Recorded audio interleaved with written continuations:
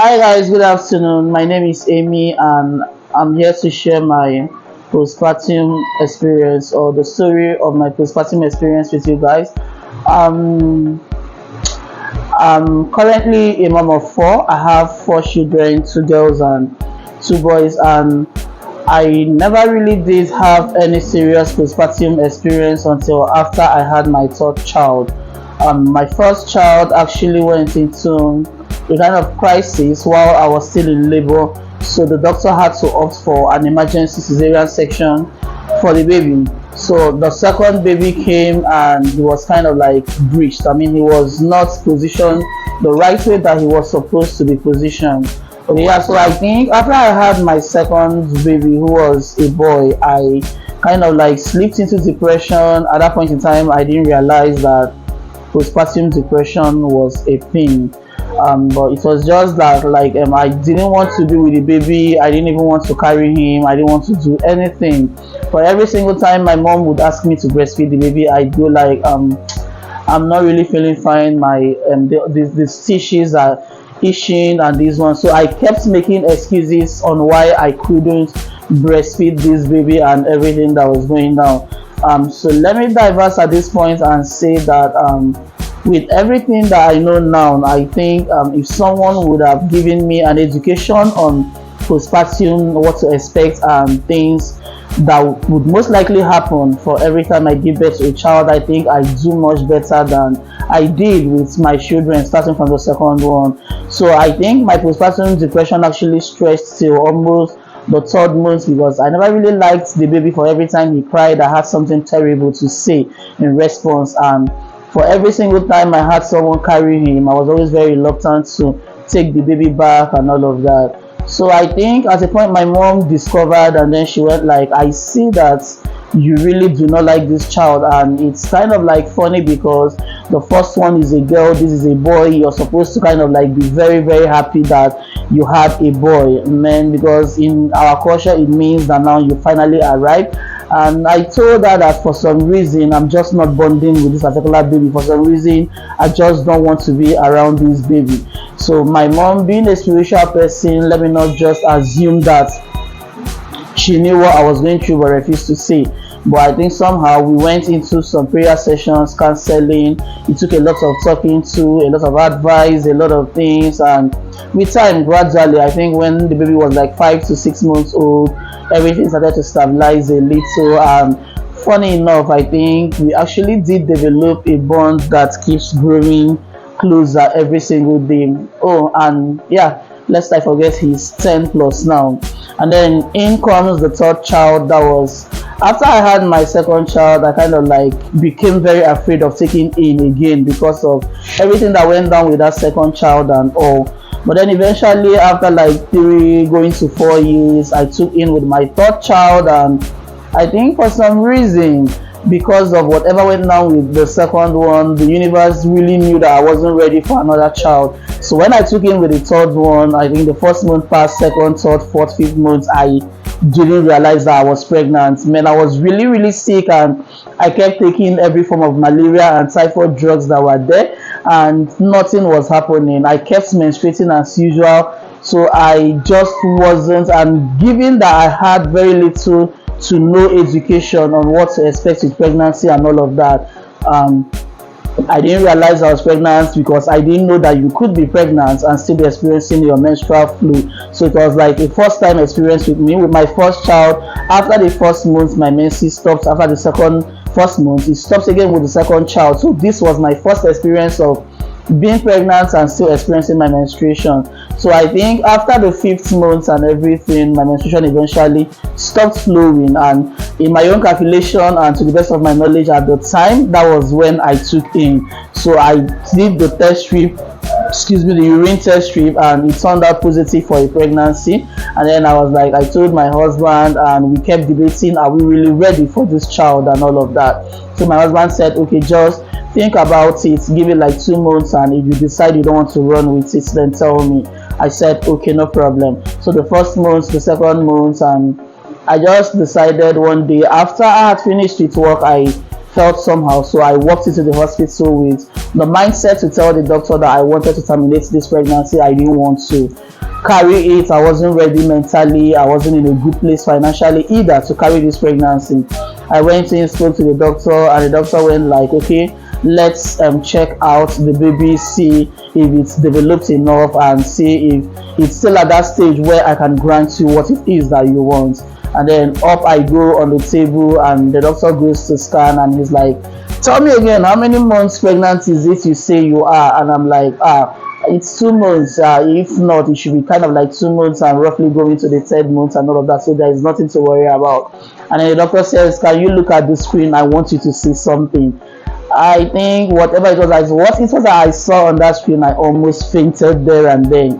That was when we went back to the EDD he showed me, and everything that the screen was showing kind of like was saying that I was heading towards the 7th month. So I haven't experienced a thing like that before. I've not even heard a story about any experience like that one until then. So I was kind of like, so many things were going on in my mind. So I asked the doctor questions, and he kept telling me that yeah, there are cases like this. There are cases. Some people don't even know that they are pregnant until they actually go into labor. And I'm like, no, it's not possible. And he said, I've been in this profession for more than 30 years. I'm counting. So yes, I do know that it's possible because I've experienced it several times. And so it came to be that the child that I was debating on wanting or not wanting, there was nothing I could do because she was already 7 months gone. So at this point, I think my worry changed from not wanting this child to being worried about all the drugs that I took all the while I was sick and all of that. So I kept asking him, are her fingers going to be complete? Is she going to come up with every of her body parts intact? Don't you think that this is enough reason to actually terminate this pregnancy? And then the doctor says, you must carry this child to term whether you want it or not. And so I carried the baby to term, and when the due date came in, the doctor gave me a date, and then the baby chose to come a few days earlier. So I was in the market when I noticed some contractions and all of that. By the time I got home, made dinner, I could barely walk anymore. So I called my husband's brother who was in town as at that point in time, and he drove us to the hospital. On getting to the hospital, the doctor I met was really angry because he kept saying, if you deliver through cesarean section, you are not allowed to labor. You are not allowed to stress because that is a crisis on its own. So why do you let yourself labor like this? And I'm like, now that is another thing about pregnancy and all that nobody ever really told me anything about. So finally, the doctor moves to an emergency cesarean section. I go into the theater immediately, and I think that was the longest time I spent in the ward, or rather in the theater, because my baby came out, she wasn't breathing, and when I came out of anesthesia, the doctor said my child came out, she wasn't breathing, and myself, I also wasn't breathing on the operating table either. So he had a choice to either save the mother or the child. So my mom being there, thank God for keeping her alive for me, because she was there when the doctor came out and said, this is the crisis we are facing. Do we save the mother or do we save the child? And my mom goes like, this child managed to leave the theater and now she's in my arms. Now go forward and save my daughter. Do not worry about my granddaughter, because everything that comes into my hands, nothing dies. So her faith kept that child. Yes, I believe it so much that it was her faith that kept that child, because she went into sessions of prayers, and then the doctors went forward to kind of like try to resuscitate me on the table and everything. So eventually I came out, and I was subconscious, or should I say feverish, a little bit subconscious, but very feverish for almost 3 days before I came out of the fever-induced subconsciousness. And for the next 1 week, I would experience excruciating pains in my womb. It was really excruciating, not the kind of pain that I wish for my enemy. So the doctors kept giving injections to help with the pains and everything, until one day one of the nurses went like, can I tell you something that you might not like but you need at this point? And I said, please tell me. She says, most of these injections you're taking actually goes to settle somewhere around your spine, and eventually as you get older it might actually react. It's not good for you. It's okay to subside the pain, but when you do it in excess it becomes an issue and a problem. So I took her advice, and then I asked the doctor to lower the dosage, and true to her words and everything, I'm going to come to that part of the story later. But after I left the hospital, I noticed that the incision area didn't heal. It didn't heal like the other ones did, and I had to keep going in and out of the hospital. I think after like 2 months it developed, pores was coming out and all of that, and then the doctor had to reoperate again. They now did a tiny kind of like reoperation, a tiny portion of it to mend it kind of, and then after that it got bad again. I had to go on the table for a third time, and then after the third time and everything, according to the doctor, because of the pressure that was placed on the skin even before it had healed, I developed incision hernia, or something that most people call keloids, developed on that particular spot and all of that. So I think that particular issue that I had, when I went to take care of it, the doctor said it will require another cesarean section to take care of that keloid issue. So that was when I went back, and then my husband goes, now that means we have a choice to go for another child, or we could just stop at this 3, take what we can get and move ahead. And after so much deliberation and all of that, I decided to settle for one more child. I said, okay, child or no child, I'm still going to go on the table. So if I'm going on the table, let it be that I'm coming out with something worthwhile. So I take in with the 4th child, and then in I go to the theater when the child was due, and out I came. It was one of the smoothest of the cesarean sections that I had. But I think after I had that child 2-3 months later, that was when a lot of things started happening. Now I noticed that anytime I get angry, on a good day I get angry very easily. But then at this point I noticed that when I get angry, my adrenaline spikes and everything. I feel a kind of like a paralyzing pain. It starts somewhere at the base of my neck, and then it travels. It feels as if it's alive. It travels all the way from the base of my spine, and then it settles at my waistline. And then when it settles at the waistline, it holds still, and I'm not able to move for the next 5 to 10 minutes. I won't be able to do anything. I'd have to sit really still and not sit comfortably. I'd have to sit somewhat like this, and then hold like that, hold my breath. I won't even dare to breathe because the pain is not here. So I'll have to hold on like that until eventually with time it begins to dissipate. And when it does, it kind of like feels as if goosebumps begins to spread all over my body and all of that. And been to the hospital, and the doctor says it's kind of like all the injections that I've had all through the years of the cesarean section and everything, my body is reacting to it. So now it's a condition that I have to live with for the rest of my life. So what I need to do is try very much to not get angry that much, and try very much to avoid anything that will kind of like cause me a scare, because anything that causes my heart rate to spike triggers it. So it's either I get angry, very, very, very angry, or someone scares me that I get really, really scared, and then it occurs. So now I try very much to avoid anything that is going to trigger any of these two things. And then I think my shoe size went up all the way from 40 to 43. Man, it's crazy, because I'd be like buy shoes that I wear on a normal day, and then it doesn't size anymore. And then all of a sudden I begin to add weight. I had my first child, had the second one, had the third one.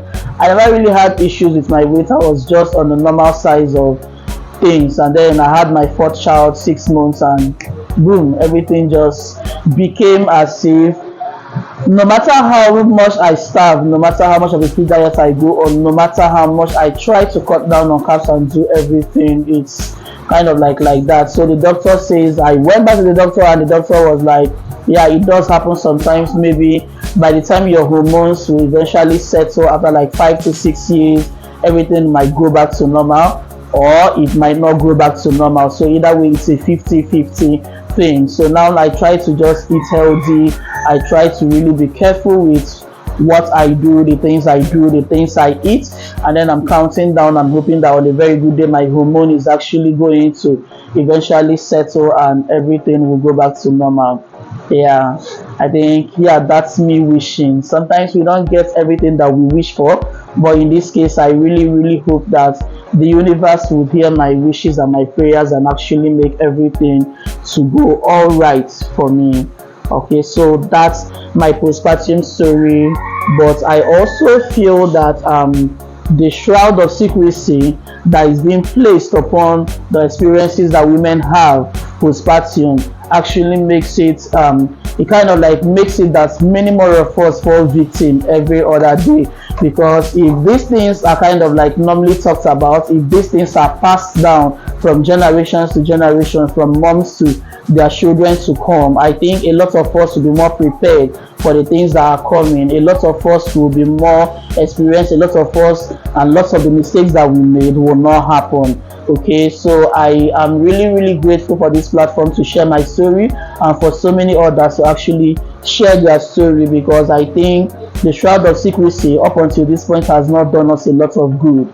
So I don't see why there is need for the continuous secrecy. I think we should share our stories, not just to make the upcoming moms or the expectant moms afraid of what is to come, but to just help them prepare, because to take in, carry a life for 9 whole months and then birth this life is actually a very great feat. It's not an easy one, and whatever the challenges it is that comes with it is not something that we should be bullied into silence or made to feel ashamed about or anything. It's biology. No, none of us asked to be crippled just because we gave birth. Nobody asked to be deaf. Like I had experience I had with my third child when I was pregnant with her. I think around, okay, no, sorry, my second child, when I was pregnant with him, I think somewhere around the 5th month I went deaf. I wasn't hearing any single thing. I wasn't just hearing with any of my ears. And then after I gave birth to him, 2 days later, all of a sudden it felt as if something popped in my ear, and then I started to hear again. After I had my last baby, for the first 1 year, I was experiencing loss of memory. I'd want to say something to my husband, and then when I turn to him to say it, I just go blank. Then he would joke with me and be like, you need to eat a lot of walnuts, you're beginning to become very forgetful, and all of that. And all these things were going on. I never really realized that they were all part of the experiences and the things that people actually go through after giving birth. It's only when I shared my story, talked to my doctor, that I got to know a lot about all of these things. So I don't think that it's okay that people really don't talk about it and we pretend as if it does not exist. It does exist, and it will really help a lot and actually save a life of two if people would really share their postpartum stories. So thank you so much for listening to my story. I appreciate it, and I do hope that it helps someone out there to actually do better and be more prepared than I was during my own time. Shall we?